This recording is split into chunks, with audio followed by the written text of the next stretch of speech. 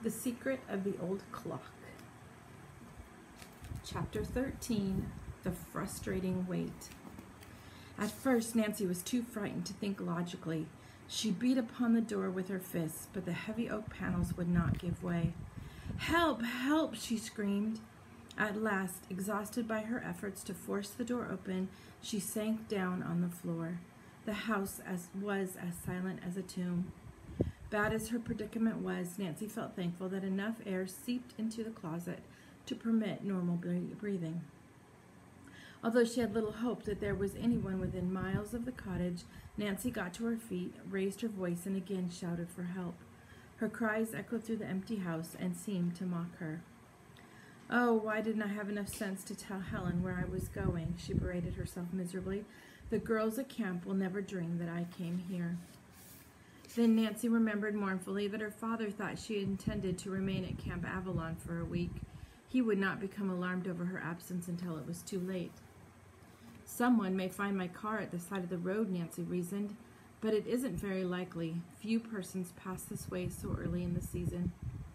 She wondered with a shudder what had become of Jeff Tucker.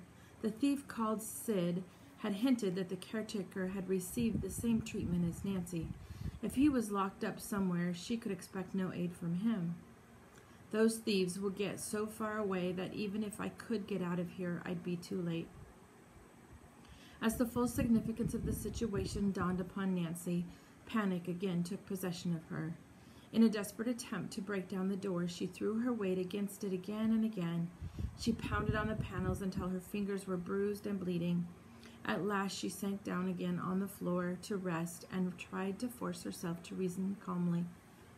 "I'm only wasting my strength this way. I must try to think logically." Nancy recalled that it was sometimes possible to pick a lock with a wire.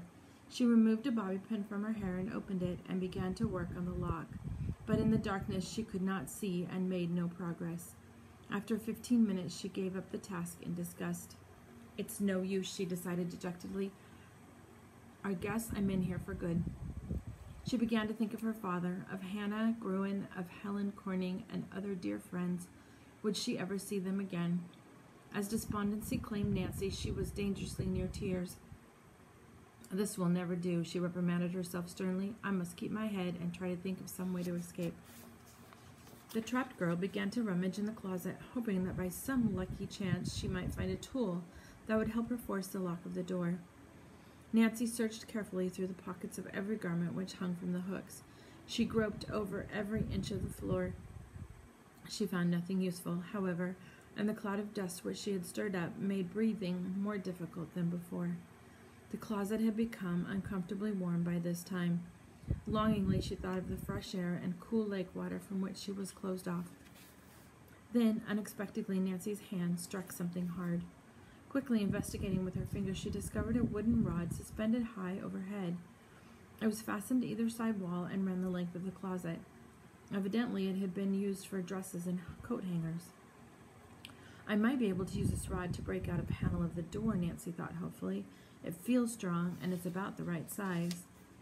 She tugged at the rod with all her might. When it did not budge, she swung herself back and forth on it. At last, amid the cracking of plaster, one side gave way. Another hard jerk brought the rod down. To Nancy's bitter disappointment, she found that unfortunately the rod was too long to use as a ram in the cramped space. But after further examination, she discovered that it had pointed ends. "I might use this rod as a wedge in the crack," she thought hopefully. The young sleuth inserted one end in the space between the hinges and the door and threw all her weight against the rod. At first the door did not move in the slightest. That old Greek scientist Archimedes didn't know what he was talking about when he said the world could be moved with a lever.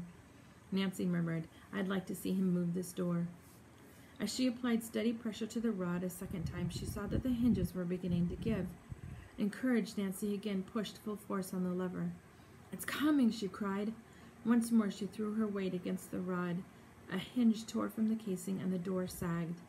It was now easy to insert the wedge, and Nancy joyously realized that success would soon be hers. With renewed strength, she continued her efforts. Then, just as another hinge gave way, she was startled to hear footsteps. Someone came running into the study, and a heavy body hurled itself against the door of the closet. For a minute, Nancy was stunned. Could that be the thieves who had heard the noise she had made and had returned to make sure that she did not escape? She discarded the theory quickly. Surely the three men would want to get far away as quickly as possible. But who was this newcomer? One of the Tophams? "So one o' you ornery robbers got yourselves locked up, did you?" came an indignant male voice. "That'll teach you to try putting one over on old Jeff Tucker. You wouldn't be doing any more pilfering. I got you surrounded."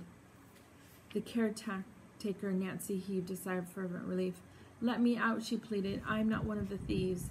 If you'll only let me out of here, I'll explain everything."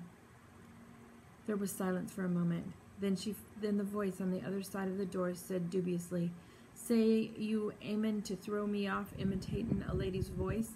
Well, it won't do you any good. No, sir, old Jeff Tucker's not getting fooled again."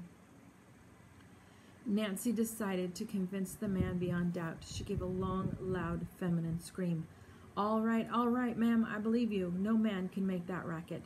This way out, lady."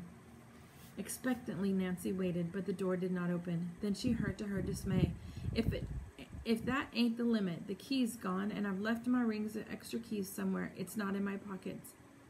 Nancy groaned. "Oh, Mr. Tucker, you must find it. Have you looked in every one of your pockets? Please hurry and get me out." "Hold on, ma'am," the caretaker said soothingly. "I'll just check again." Nancy was beginning to think she would still have to break down the door when she heard Jeff Tucker exclaim, "Found it! You were right, ma'am. Key was in my back pocket all the time." Please open the door," Nancy broke in desperately. A key turned in the lock, and the bolt clicked. Joyfully, Nancy pushed the door open and stepped out. For a moment, the bright sunlight in the room almost blinded her. When her vision adjusted, she saw a very tall, thin, elderly man in blue shirt and overalls. He stared at her with concern and amazement. "Mr. Tucker," she explained quickly, "I am Nancy Drew. I was here looking for you when those awful thieves came and locked me in the closet." She paused and gazed at the caretaker. "I'm glad to see that you're all right. Their leader told me they'd locked you up too," she said, then asked the elderly man to tell his story. Jeff Tucker seemed embarrassed as he began to speak. "I was plain hornswoggled by those critters, Miss Drew. They pulled up here in a moving van and told me I better get after some trespassers they'd seen nearby." So the elderly man went on to say, "I believed him. One of the men went with me down to the lake and locked me in a shed. I just got out." He shook his head sadly. "And all this time they was robbing the place. Guess I'll be fired." Secretly, Nancy was inclined to agree, knowing the Tophams, but aloud she said reassuringly, "Don't worry, Mr. Tucker. We'll report this robbery to the state police immediately. Perhaps the troopers can catch the thieves before they get rid of the stolen furniture." The caretaker looked somewhat relieved. "And I can sure give a good description of those crooks. I'd never forget their ugly faces." "Fine," said Nancy. A sudden thought struck her. "Oh, before we go, Mr. Tucker, tell me, was there an old clock in this house, a tall, square-faced mantel clock?" Jeff Tucker Bright's eyes squinted. "Mantel clock? Why, sure enough." He pointed to the mantel over the living room fireplace. "Sat right up there. Got so used to seeing it, I couldn't remember for a minute. Don't know how come they took that. Never thought it was worth much. The Tophams never bothered winding the thing." Nancy's pulse quickened. Knowing that the clock had been stolen, she was more eager than ever to have the thieves apprehended. She urged Jeff Tucker to hurry out to her car. "Where's the nearest state police headquarters?" she asked him as they climbed into the convertible. "There's none till you get to Melbourne, Miss Drew." "We'll hurry." Nancy headed as fast as possible for the highway. Would she succeed in heading off the thieves and recovering the old Crowley clock so she could learn its secrets?